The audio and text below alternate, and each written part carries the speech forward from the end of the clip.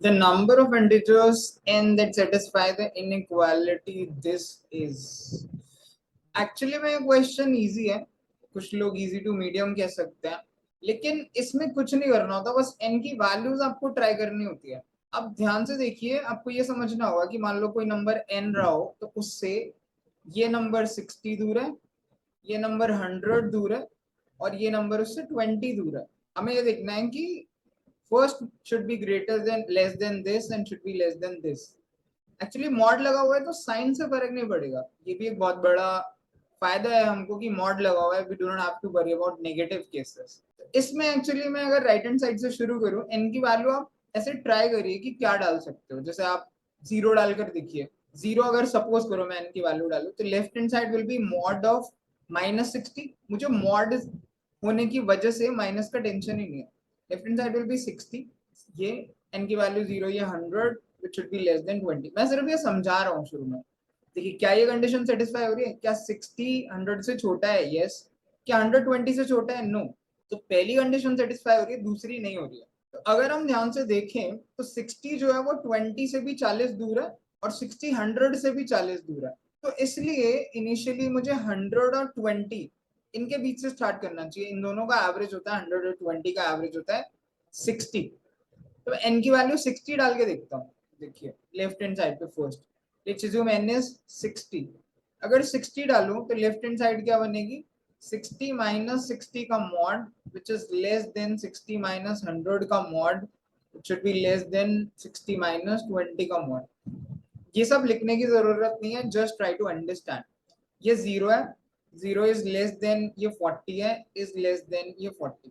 तो left hand side की condition तो ठीक है, बस राइट हैंड साइड की कंडीशन में एक प्रॉब्लम है कि इक्वल हो गया। इसका मतलब हम बाउंड्री कंडीशन पे आ गए हैं।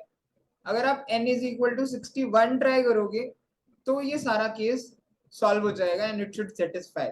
अगर 61 करूं, अब मैं डायरेक्टली लिखूंगा 61 minus 60 is 1 which should be less than 60 minus 100 is 40। Sorry 61 minus 100 है, ये 39 हो गया, sorry. And 61 minus 20 that should be equal to 41। This satisfies. तो ये हमारा फर्स्ट केस हो गया कि 41 39 से बड़ा है, 39 1 से बड़ा है। n इज इक्वल टू 62 डालिए, ये भी सेटिस्फाई करेगा, राइट। तो हमें ये देखना है ये कब तक सेटिस्फाई करेगा। इसके लिए मुझे ये इंश्योर करना है कि ये जो वैल्यू है लेफ्ट हैंड साइड पे सबसे लेफ्ट मोस्ट, ये वैल्यू हमारे सेकंड वाले नंबर से बड़ी ना हो जाए। और उसके लिए 60 और 100 के बीच का नंबर होता है 80। 60 और 100 का आप एवरेज ले सकते हो, 60 प्लस 100 इन दोनों का एवरेज है 80। तो n की वैल्यू 80 डाल के देखता हूँ मैं कि 79 उस तक तो जाएगा ये। अगर मैं 80 डालू तो left hand side will be 80 minus 60 which is 20, should be less than 80 minus 100, ये भी 20, this should be less than 60।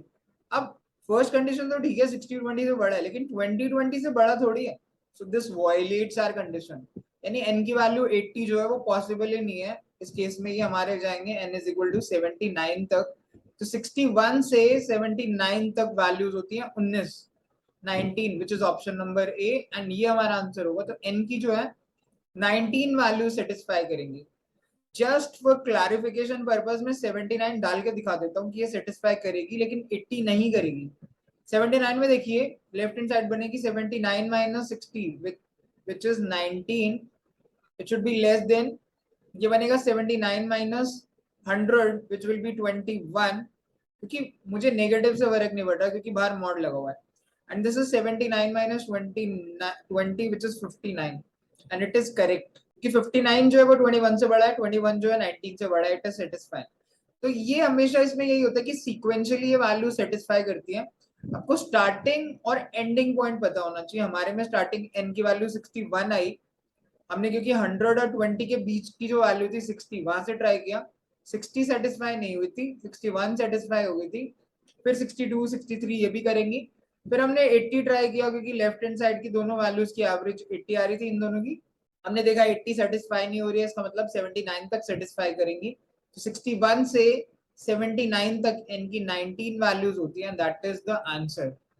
Actually ये क्वेश्चन इतना डिफिकल्ट नहीं है, बट स्टिल आप लोग एक दो बार ये वीडियो देखिए, क्योंकि इनमें क्या होता है एग्जाम के प्रेशर में ये वैल्यूज पुट करना और काउंट करना ये थोड़ा टीडियस टास्क हो जाता है, इसलिए कुछ लोगों को ये क्वेश्चन थोड़े मीडियम लेवल के लग सकते हैं. But you can watch this video multiple times and then try to understand, and then I think you should be able to solve these questions in your exams.